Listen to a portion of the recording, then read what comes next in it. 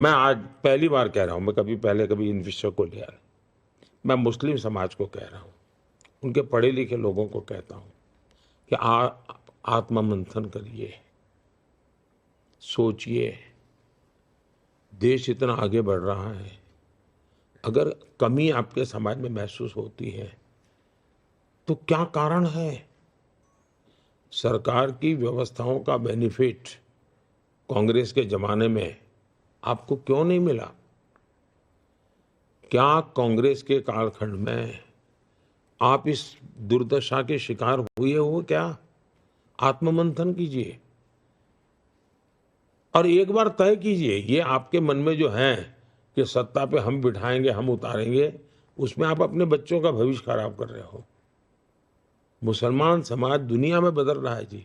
आज मैं गल्फ के देशों में जाता हूँ, इतना सम्मान व्यक्तिगत रूप से मुझे मिलता है और भारत को भी मिलता है। उन सबको लगता है हमारे यहाँ विरोध हो रहा है। अब सऊदी अरेबिया में योगा ऑफिशियल सिलेबस का सब्जेक्ट है। यहाँ मैं योगा की बात करूं तो आप ये चला दे एंटी मुस्लिम है।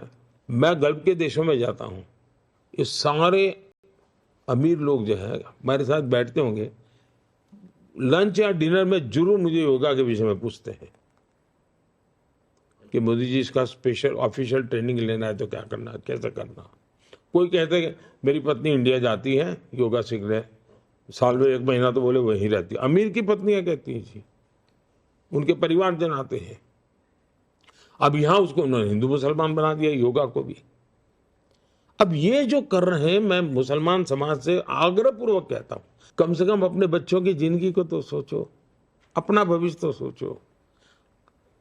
मैं नहीं चाहता हूं कोई समाज बंधुआ मजदूर की तरह जिंदगी जिए क्योंकि कोई डरा रहा है, क्योंकि कोई डरा रहा है।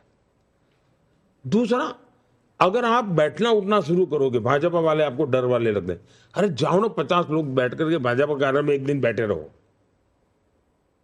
निकाल देंगे क्या आपको? आप देखिए क्या चल रहा है, कौन निकाल देगा आपको? कब्जा करो ना जाके बीजेपी कार्यालय का, कौन रोकता है आपको? नहीं, और प्रधानमंत्री जी, जब हम फेक नैरेटिव की बात करते हैं जिसमें कई बार मुसलमान भी फंसता है, कई बार ऐसा लगता है कि उनको ये क्यों नहीं दिखता कि कश्मीर में पहले मुसलमान का बच्चा पत्थर चलाता था, आज वो रोजगार ले रहा है।